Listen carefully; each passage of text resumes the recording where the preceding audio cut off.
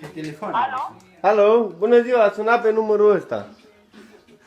Da, mă, gata. Păi nu, l-ați căutat pe Costici Trandafir. Mă tot acum. Am vorbit de dumneavoastră acum câteva Nu, nu, e cu fratele lui. Nu vreți să vorbiți cu fratele lui? Cu fratele lui, Petrovici Ilie. de domnul Petrovici Ilie. Da, da, e aici lângă mine. Costicilie.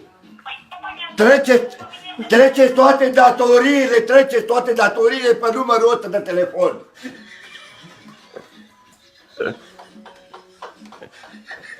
O nu mă cădească pipi. Mai mișto.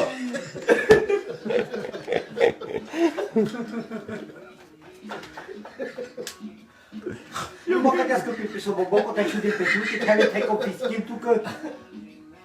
Manda mandi un solo che sembra che ti mucchima. Ma sì, mi sparo, che dai, non mi è cosa su te.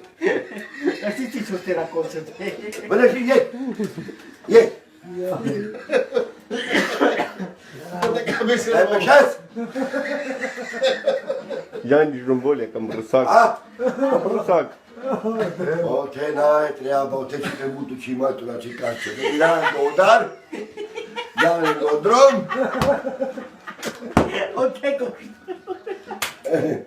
Coca, da sorre! Te păi ce-o vrei?